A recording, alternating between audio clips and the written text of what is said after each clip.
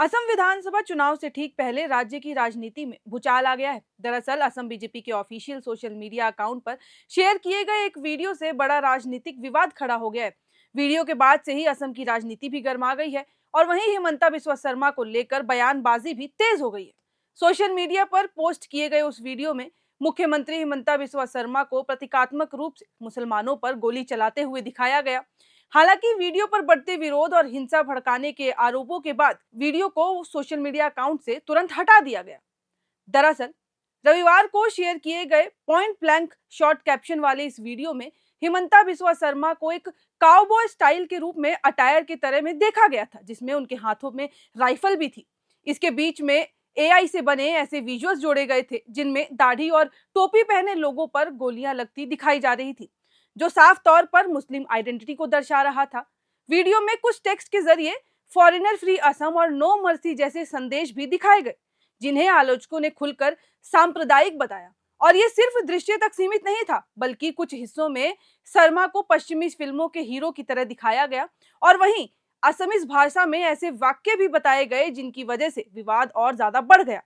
Assamese भाषा में जो वाक्य था उनका अर्थ था कि तुम पाकिस्तान क्यों नहीं चले गए और बांग्लादेशियों के लिए कोई माफी नहीं है, जिसके बाद से राजनीतिक गलियारों से लेकर आम जनता तक बिस्वा पर भड़की नजर आ रही है। क्योंकि ये पोस्ट ऐसे समय सामने आई है जब असम में बंगाली ओरिजिन के मुसलमानों को लेकर बयानबाजी के कारण तनाव ऑलरेडी बढ़ा हुआ है। साथ ही राज्यों में इस साल विधानसभा चुनाव भी होने हैं। अब ऐसे में इस वीडियो के बाद पनपा विवाद थमने का नाम नहीं ले रहा है। अब ऐसा तो हो भी नहीं सकता कि ऐसा कुछ हो और विपक्षी दल भी शांत बैठे हों। उनकी ओर से भी इस वीडियो को लेकर आपत्ति जताई जा रही है।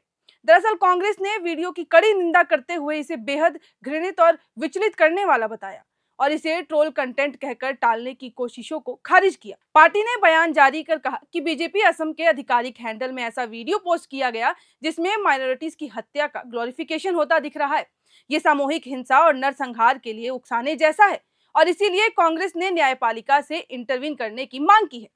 वहीं कांग्रेस के वरिष्ठ नेता केसी वेणुगोपाल ने इसे ऊपर से फैलाया गया जहर बताया और कार्रवाई की मांग की। पार्टी नेता सुप्रिया श्रीनेत ने कहा कि सिर्फ वीडियो हटाने काफी नहीं होगा और सवाल भी उठाया कि क्या अदालतें और संस्थाएं सो रही हैं। वहीं इसके अलावा तृणमूल कांग्रेस की असम इकाई ने इसे नफरत का प्रदर्शन बताते हुए सत्तारूढ़ दल पर आरोप लगाया कि वे घृणा को सामान्य बना रहा है। तृणमूल सांसद सागरिका घोष का कहना है कि यह आपराधिक कृत्य है और इसे हिंसा के लिए साफ उकसावा बताते हुए कड़ी सजा की भी मांग की। कांग्रेस सांसद गौरव गोगोई ने भी अपना बयान जारी किया। उन्होंने मुख्यमंत्री पर निशाना साधते हुए कहा कि लंबी प्रेस कॉन्फ्रेंस के बाद लोग उनसे कन्विंस नहीं हो पाए। उन्होंने ये भी आरोप लगाया कि शर्मा और उनके परिवार ने असम में 12,000 बीघा जमीन कैसे हासिल की, इसका जवाब उन्हें देना चाहिए। गोगोई ने कहा कि अगर कांग्रेस सत्ता में आती है तो ये जमीन गरीबों और भूमिहीनों में बांटी जाएगी। हालांकि बता दें कि इतना विरोध होने का कारण सिर्फ ये नहीं है कि बल्कि हिमंता बिस्वा शर्मा के पिछले कुछ बयान भी है जहां वो मुस्लिमों पर टिप्पणी करते नजर आए हैं। असम के मुख्यमंत्री हिमंता बिस्वा शर्मा ने रविवार को बड़ा बयान देते हुए कहा कि जब तक वे सत्ता में रहेंगे मियां लोगों को परेशानी झेलनी पड़ेगी। उन्होंने कहा कि ये लोग राज्य छोड़ दे, इसके लिए लगातार दबाव और सख्ती जरूरी है। एक सरकारी कार्यक्रम के दौरान मीडिया से बात करते हुए शर्मा ने कहा कि उनके मुताबिक मियां अवैध बांग्लादेशी हैं और उन्हें राज्य में काम करने की अनुमति नहीं दी जानी चाहिए। अगर मैं असम में सत्ता में रहा तो उन्हें दिक्कतों का सामना करना पड़ेगा।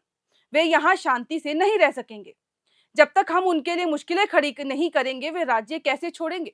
मियां शब्द पर भी उन्होंने टिप्पणी की और कहा ये शब्द पहले असम में बंगाली भाषी मुसलमानों के लिए अपमानजनक तौर पर इस्तेमाल होता रहा और गैर बंगाली लोग अक्सर उन्हें बांग्लादेशी प्रवा मानते हैं।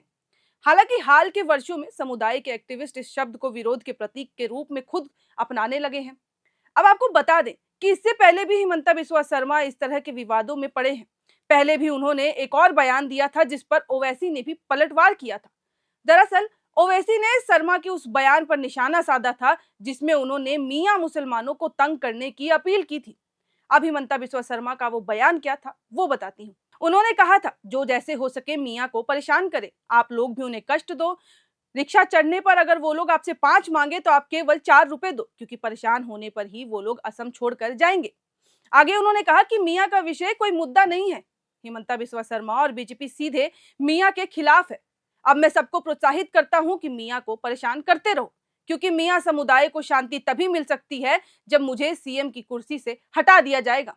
हालांकि ओवैसी ने मुख्यमंत्री को इसके बाद भिखारी कहते हुए 2 रुपए का सिक्का देने की बात कही थी, जिस पर पलटवार करते हुए शर्मा ने कहा कि ओवैसी को वह पैसा देने के लिए असम आकर निवेश करना चाहिए।